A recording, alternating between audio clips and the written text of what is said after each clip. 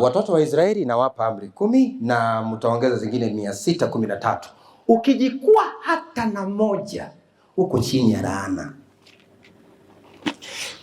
Yakobo anasema ukivunja hata moja ni sawa sawa na kuvunja, na umeimba mwenyewe kwa kazi zote siti. Aya, pause, ngoja. Hasa leo umekubali ya utimizi. Na sheria inasema you have to be perfect. Ili Mungu akuhesabie haki kupitia sheria, lazima uyashike yote kikamilifu. Swali, ni binadamu mgani ameyashika yote kikamilifu? Akija mbele za Mungu anasema, Mungu mimi nimeshika yote.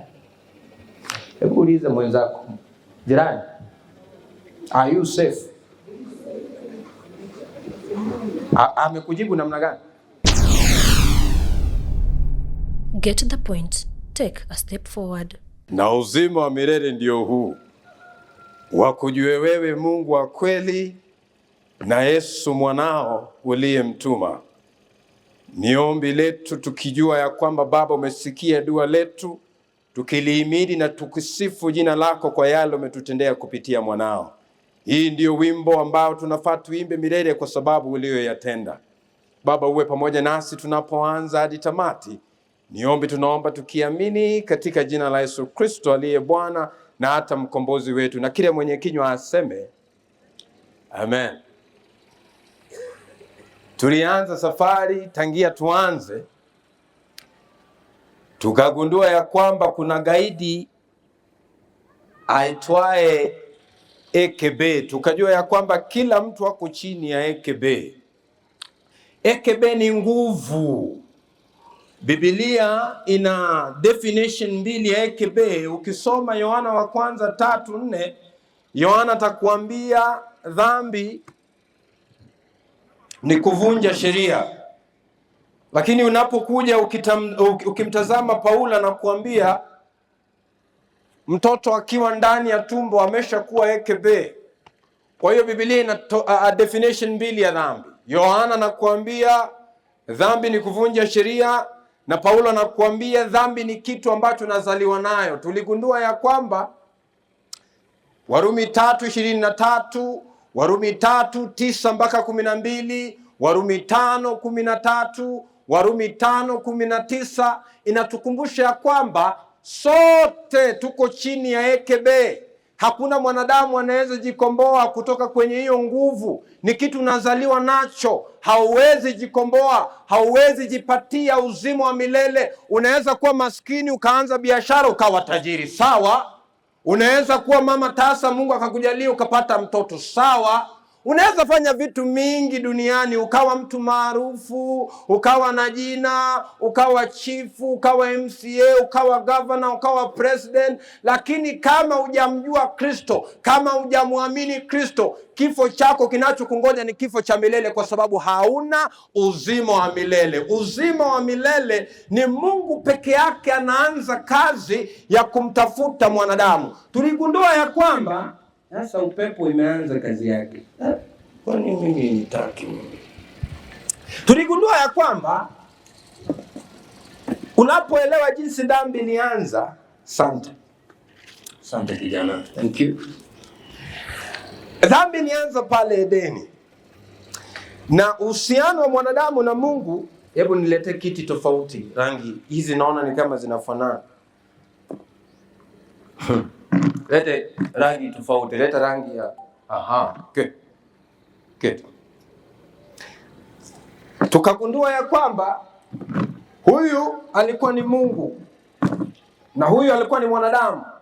Mungu alifanya uumbaji, akaumba vitu vizuri, akasema vyote ni sawa, akamuumba mwanadamu kwa mfano wake, akamfanyia kila kitu. Uhusiano baina ya Mungu na mwanadamu kawa ni bora kabisa. Mwanadamu aliumbwa ili kumtukuza Mungu, kuworship Mungu, ile ambayo mtumishi jana alitukumbusha. Tunamwabudu Mungu kwa sababu ni muumbaji, ni mwokozi wetu, ametutendea mema, na yeye ndiye anastahili sifa kwa sababu ya vitu ambavyo amevifanya. Yeye ndiye anastahili sifa na utukufu. Lakini mwanadamu, kwa sababu shetani alijua uhusiano wa Mungu na mwanadamu ulikuwa nzuri, Mungu alijua shetani atakuja pale shambani, lakini akawaonya, akamwambia Adamu, unaweza fanya mambo yote ile tu, lakini ule mtu wa katikati wa shamba usimguse. Lakini mwanamke alipokuja, kwa sababu Mungu hakumwarifu mwanamke, Mungu alimwamuru Adamu, na sasa kazi ya mwanaume ilikuwa ni kumfunza mwanamke. Mwanaume akamwambia mwanamke, hapa shambani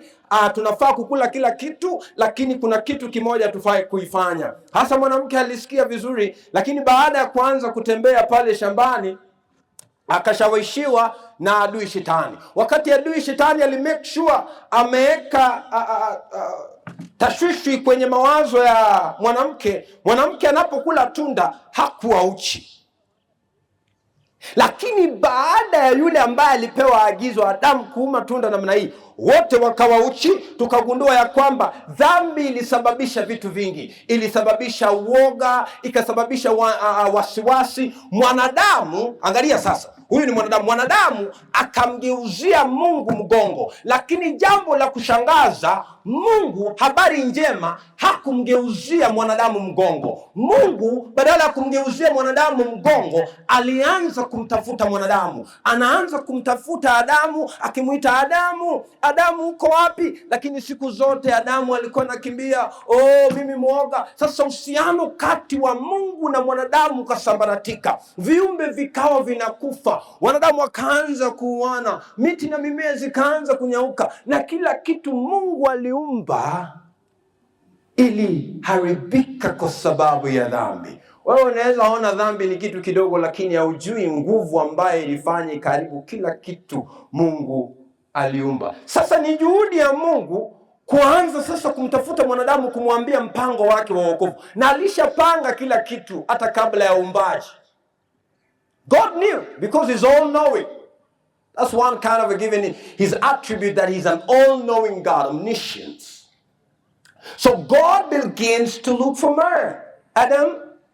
Adamu uko wapi? Anataka uhusiano na mwanadamu, lakini siku zote mwanadamu anamgeuzia mgongo. Na mwanadamu alitaka kujikomboa peke yake mwenyewe, akaanza kujitengenezea matawi, akijifunga uchi wake, ili anapojifunga uchi wake, wakati Mungu anamtafuta, Mungu asione uchi wake. Lakini Mungu alishajua ni nini alikifanya. Anamuuliza, Adamu uko wapi? Hiyo sauti ya Mungu haikuwa ni sauti ya hasira, haikuwa ni sauti ya kuhukumu. Alikuwa ni Mungu ambaye ni upendo. Yohana wa kwanza 4:8, asiyependa mjui Mungu, kwa sababu Mungu ni upendo. Mungu anakuja na sauti ya mzazi, Mungu anakuja na sauti ya kupenda. Adamu uko wapi? Nataka tutengeneze uhusiano, kwa nini unanijifichia? Adamu, mimi nakupenda, mimi ni Mungu mwenye upendo. Lakini Adamu, siku zote mwanadamu anamgeuzia Mungu mgongo wake. Hataki sheria za Mungu, hataki kuomba, hataki kuhudhuria kanisa, hata hii mashambulizi hapa, kwa sababu kitu chochote kinachomweka na Mungu apendi, kwa sababu ya nguvu ya AKB ilisambaratisha kila kitu. Hasa Wakristo, msiuane na dhambi za wengine. Huyu anayekaa kando yako ni gaidi, hata yeye akuna nguvu. Hakuna ambaye hana AKB hapa. Tulisema sasa ukitembea ulimwengu nzima, kila mtu ako na AKB. Tofauti ni AKB zinatofautiana. Ukienda Amerika, pengine kuna mzungu ambaye anauza bangi. Ukikuja hapa Afrika ni warogi. Hasa AKB zimetofautiana, lakini default mode ya mwanadamu, sote tuko chini ya AKB. Geukia mwenzako, mwambie habari AKB. Geukia yeye, mwambie habari AKB, ndio jina yake.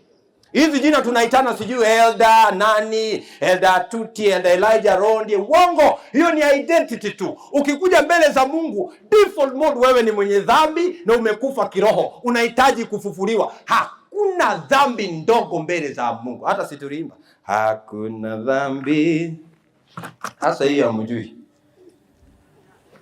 Hakuna dhambi ndogo mbele za Bwana, dhambi zote ni sawa mbele za. Sasa angalia, hakuna siku mwanadamu amemtafuta Mungu. Ni Mungu siku zote anamtafuta nani? Mwanadamu. Waefeso 2:1-3 inakuonyesha sasa condition yako. Umekaa hapo unadhani wewe ni mwema kushinda mwingine. Natoa watu ushirika na wewe ni mzinzi. Usiku unapofanya vitu vyako hauonekani. Ikifika Sabato wewe ni mtukufu. Lakini tabia yako unapiga tai. Hasa Paulo anatuambia nini? Soma.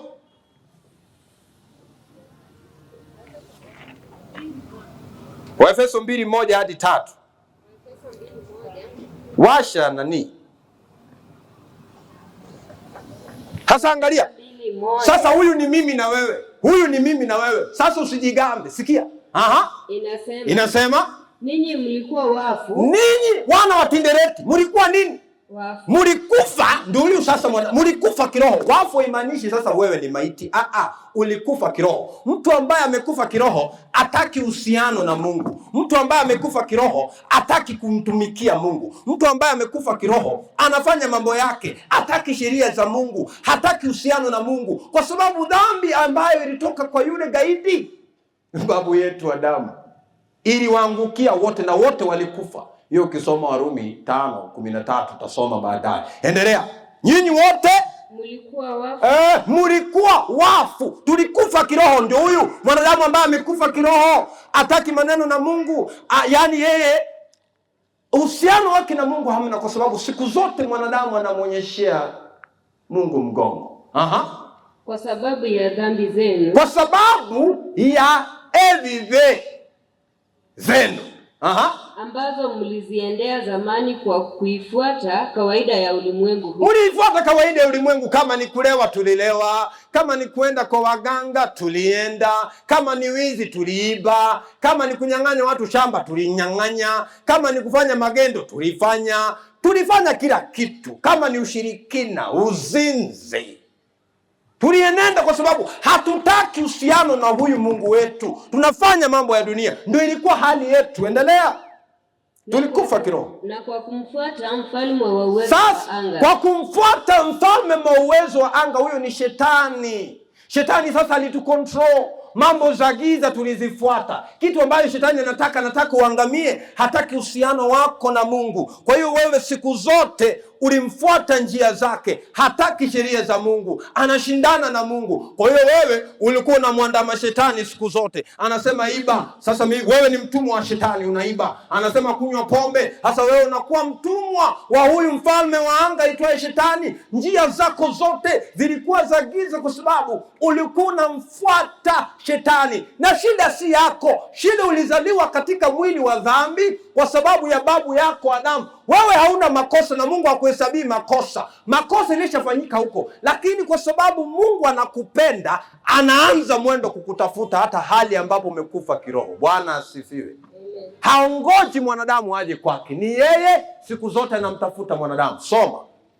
Roho yule atendaye kuasi. Hao wana wanaasi tu, ambao zamani sisi sote tulienda kati yao. Endelea. Katika tamaa za miili yetu. Tulipoyatimiza mapenzi ya mwili. Vitu sasa ukienda pale Wagalatia utapata 5. Ugonjwa wa mwili sasa. Unapata ushirikina, uongo, hasira, the fruits of the flesh.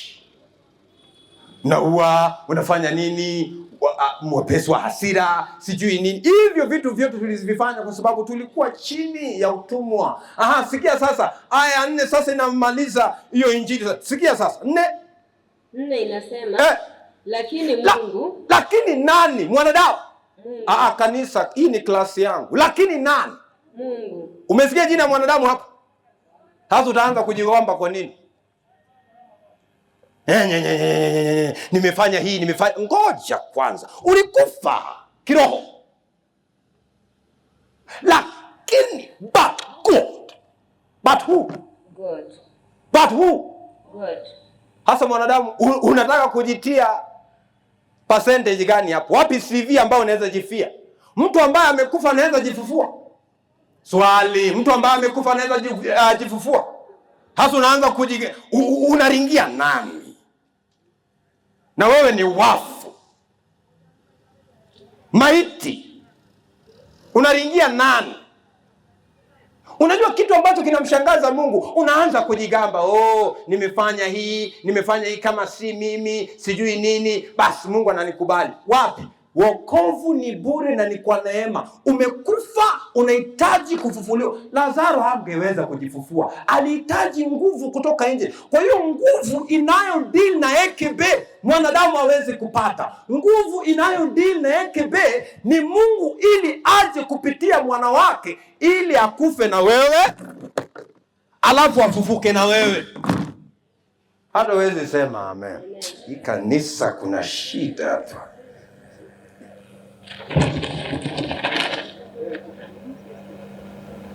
Ulikufa kiroho, hakuna kitu unafanya. Hata mpaka leo dhambi imekushinda kuacha. Lakini kwa neema ya Mungu, Mungu anakuja anasema, kwa sababu nampenda mwanadamu, mwanadamu akifa nitakufa naye. Mwanadamu akifufuka, mimi ndio nampatia hiyo nguvu, tunafufuka naye. Mwanadamu akikaa, tunaketi naye. Mwanadamu akisimama, tunasimama naye. Hii ndio upendo wa Mungu ambayo tumeimba.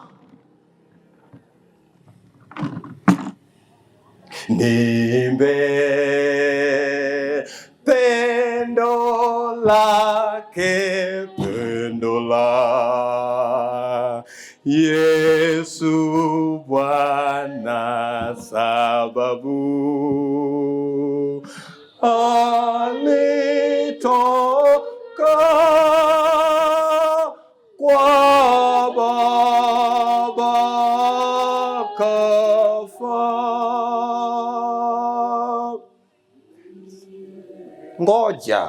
Ngoja, nitarudia hii mpaka muelewe.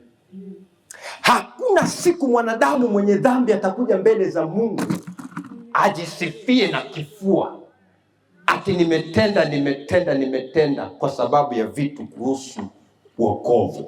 Kuanzia A mpaka Z ni kazi ya Mungu. Your justification, your glorification, your kila kitu. Sanctification, glorification, justification. It's God's work, because He can never trust you with the work of salvation. He will never, because you're a loser. You're born weak. There's nothing you can do. Sasa yule anayekuja mbele za Mungu, ukitaka kuelewana na Mungu siku zote, wacha niwape siri Mkristo. Kuja mbele za Mungu ukisarenda. Usiwahi kuja ati kuja mbele za Mungu ukijua hauwezi.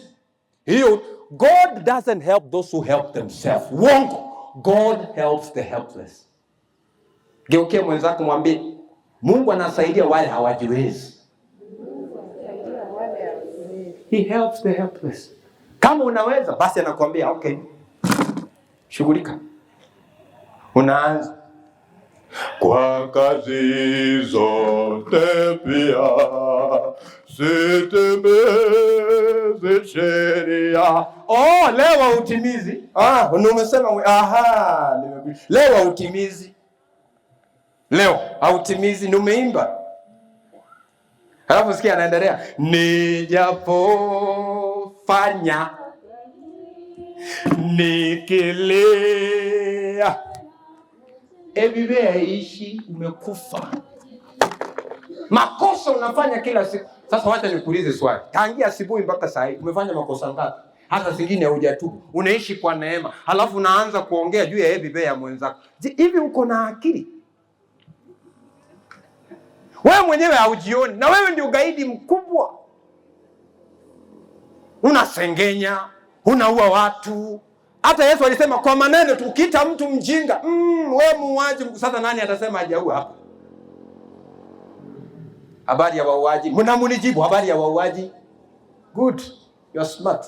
Because wewe ni muuaji. Kisengenya mtu, wewe ni muuaji mkubwa. Geukia jirani mwambie ni kwa neema wewe.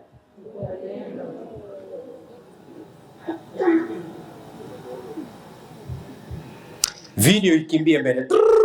Tumefika kwa Abraham. Jana tulikuwa kwa Abraham. Sasa huyu ni Abraham. Mungu amepita kizazi nyingi akakuja. Abraham alikuwa mtu wa mataifa. Na Abraham alikuwa tajiri. Hata kabla mjue Mungu, Ibrahimu alikuwa nini?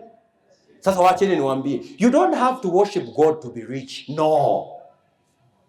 Kuna watu ambao hawajui Mungu na ni tajiri na wao ndio wanalisha Afrika. So na threaten nani na mali yako ndogo na ni kwa neema ya Mungu alikupatia.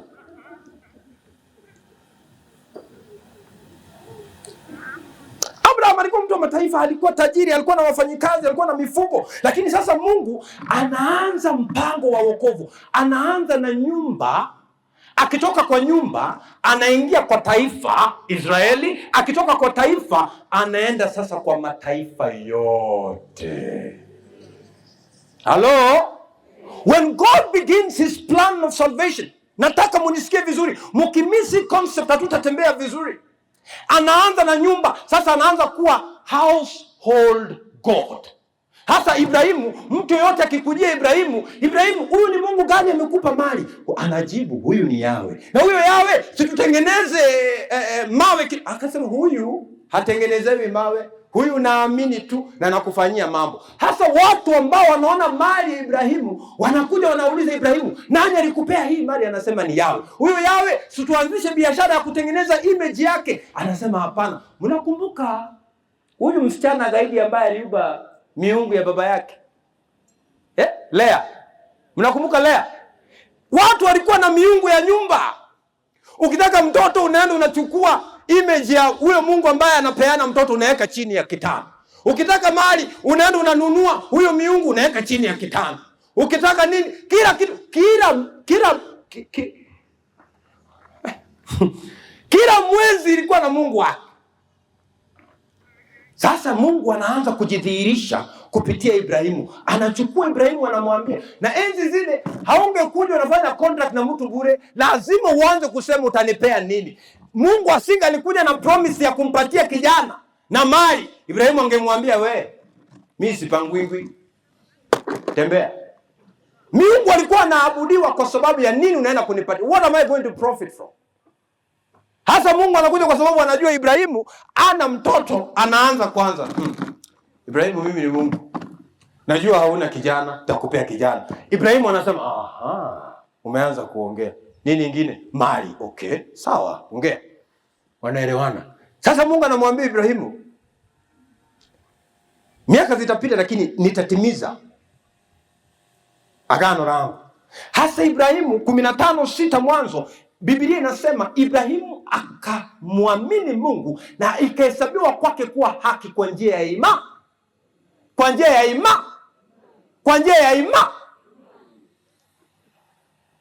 Hasa nataka niwashike.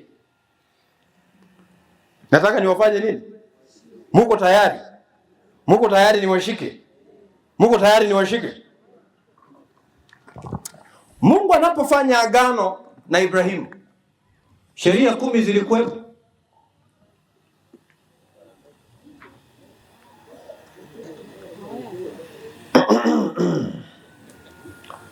Ibrahimu alijua Sabato. Nimeuliza 1:17 Yohana. Sasa tumeanza nataka niwapeleke polepole. 1:17 Yohana. Hasa hakuna msomaji.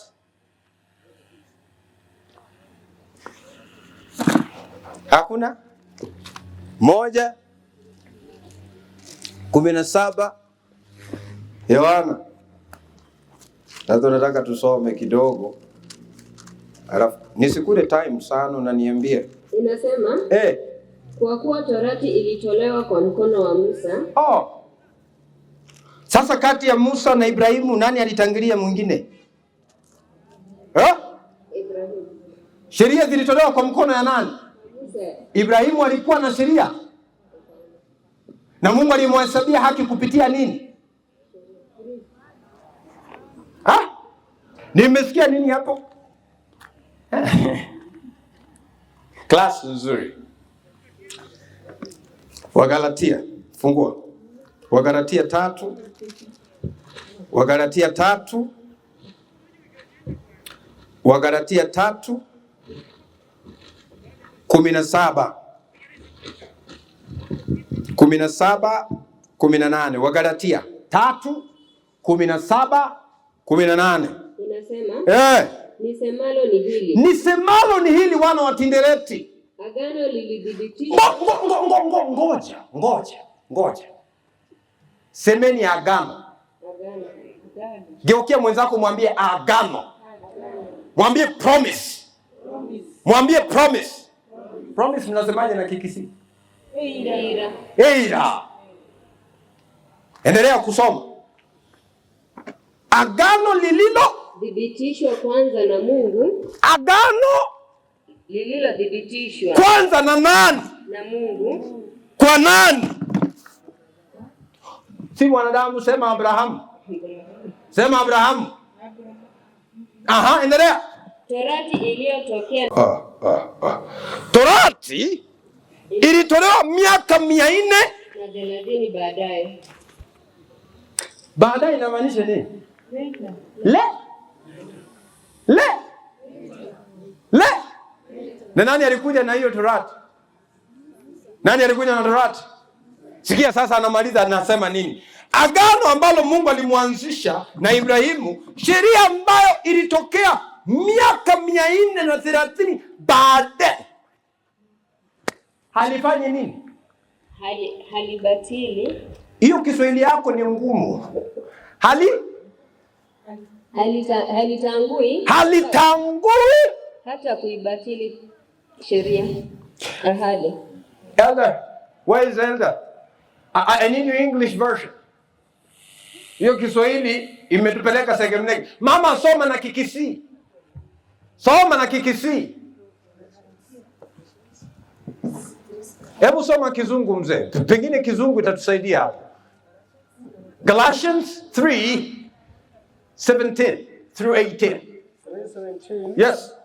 And this I say. Now listen. Paul is saying, and this I say.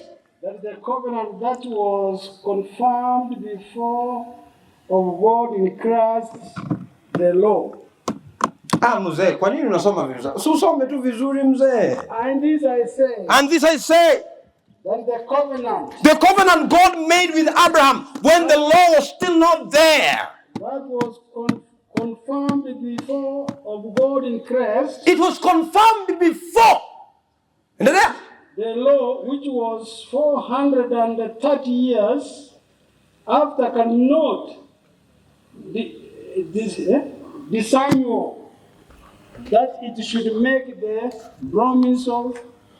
I need another version. No, I need another version. We have to understand this. No, I need another version. Yes, read it. And it says, kuja. Come. Read it. Okay, have this. And it says, yes, that the law, which was 430 years later, cannot annul. Cannot. Annul inamaanisha nini? Wapi walimu wa Kizungu hapo? Wapi walimu wa Kizungu? Where are English majors? What does annul mean? Cannot undo. Cannot undo. Sasa angalia hapa. Agano Mungu aliyotengeneza na Ibrahimu, watu wanaokolewa kwa imani. Sheria ambayo ilikuja miaka 400 baadaye haiwezi tangua kile ambacho Mungu alitengeneza na Adamu kabla ya sheria. What God does, he has to accomplish by himself. Mungu anabadilika. Hasa mlisikia watu wanahesabiwa haki kupitia sheria lini? Kati ya sheria na agano gani ilikuja ya kwanza? Hii class mko na shida. Wadisia nasema. Soma. Ayapokuwa na naya. Uko bweka na ku.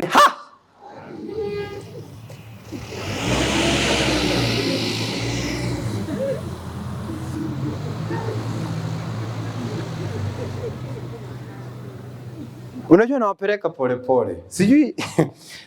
Kuna pahali nataka tuelewane.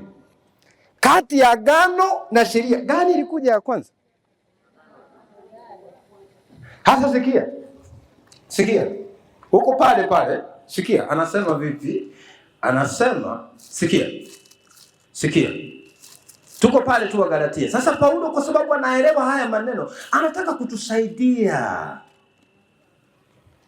Soma 18 kwa Kiswahili nisikie.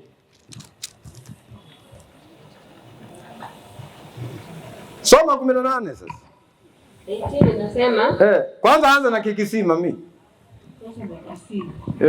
Ida kio mwando kora abasamba chiko.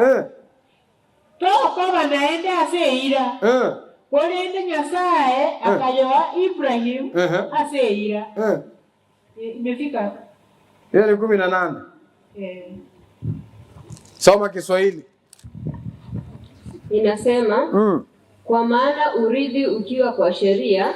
Kwa maana urithi, inheritance, ikiwa kwa sheria. Endelea. Hauwi tena kwa ahadi. Hauwi tena kwa ahadi. Kwa ahadi. Endelea. Lakini Mungu alimkirimia Ibrahimu kwa njia ya ahadi. Lakini Mungu alimkirimia Ibrahimu kwa njia ahadi. Sasa rudi 10. Hapo tu 10 sasa. Ili ni explain kitu de kengele melia. Soma 10. Inasema, kwa maana wale wote walio wa matendo ya sheria. Sikia sasa. Sasa wacha tuanze sasa. Wapi nani yangu? Sikia sasa.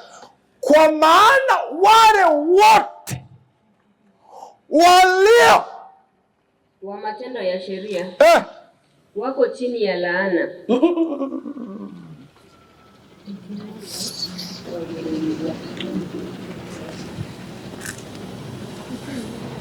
Hiyo ni Biblia yako ama hiyo ni nyingine? Ndiyo. Hiyo ni yako ambayo umekuwa nayo kila siku? Inasema hivyo. Wale ambao wako chini ya sheria wako chini ya nini? Okay, inasema kwa maana wale wote walio wa matendo ya sheria wako chini ya laana. Endelea. Maana imeandikwa. Amelaaniwa kila mtu asiyemudu katika yote aliyoahidi kwa katika kitabu cha Torati. Sikia. Yakobo 2:10. Namaliza. Kesho tutaendelea. Yakobo 2:10.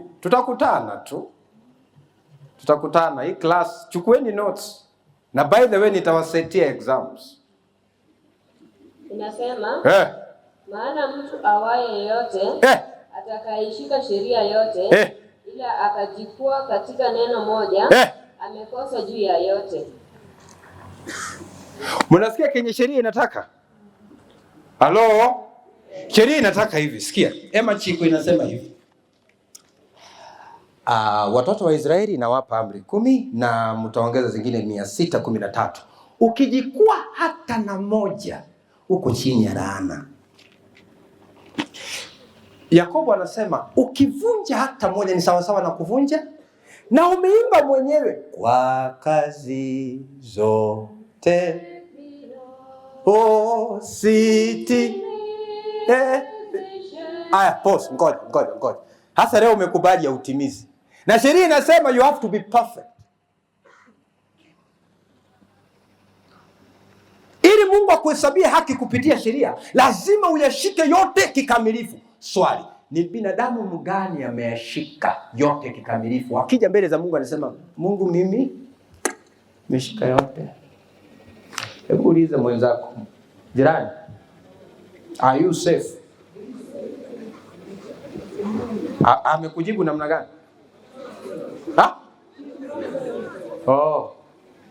Sasa angalia kenye Yesu anasema. Angalia sasa. Namaliza. This is the gospel.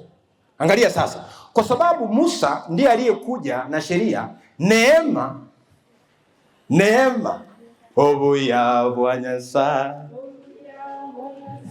no bwansumono obuya bwanyasa no bwansumono obuya bwanyasa no bwansumono obuya obuya obuya obuya wanyasa. Sasa kwa sababu hauwezi timiza, Kristo anakuja anasema mimi ni Mungu, nimeyashika kuanzia mwanzo mpaka 10 kikamilifu, na zile zote 613 yote nimetimiza. Sasa ukiniamini tu, Mungu anakuhesabia haki kupitia imani. Kuanzia tangu kitambo alimhesabia haki Ibrahimu kupitia imani. Sasa ukiamini Kristo kwa imani, pindi tu unapomwamini hivi, unapata wokovu na unakuwa mtoto wa Mungu instantly.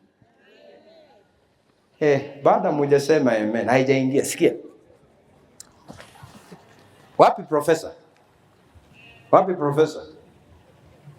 Profesa kwa wapi hapa? Mwalimu yoyote, kuna mwalimu yoyote hapa? Njoo. Kama wewe ni mwalimu njoo. Nataka tu mwalimu mmoja. Njoo mwalimu, harakisha. Aha, asante mzee. Sasa mimi na wewe ni wanafunzi wa huyu mwalimu.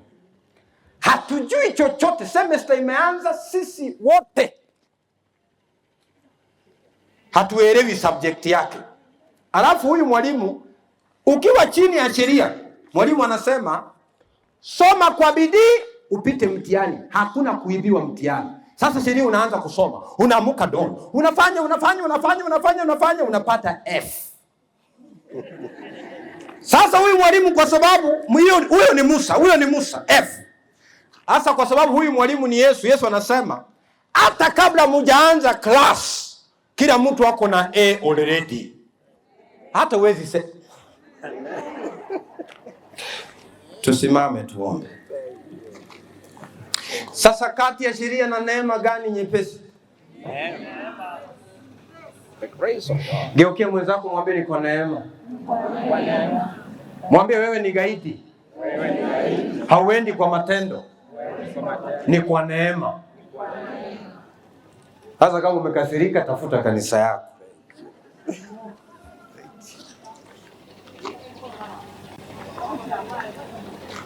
Wow. Stanza 1 2. Wow.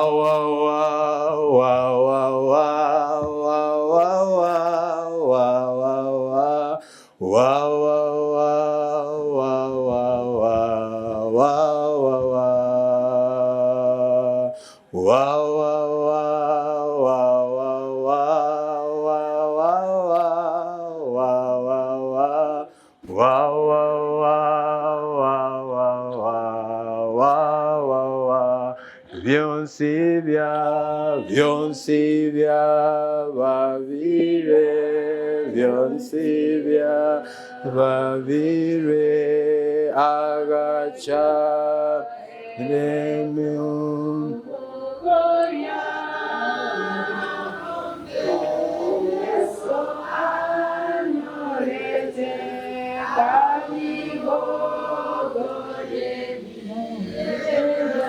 Stanza 2.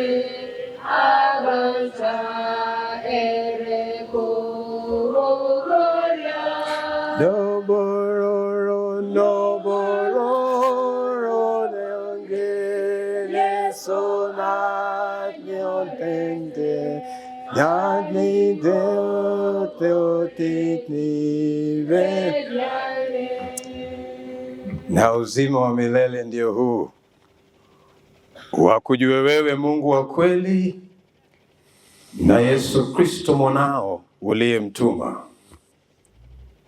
Na uzima wa milele ndio huu, wakujue wewe Mungu wa kweli na Yesu Kristo mwanao uliyemtuma. Asante kwa kutukufia Asante kwa msamaha wa dhambi Yesu, na asante kwa kutukumbusha kwamba tunaokolewa kwa neema.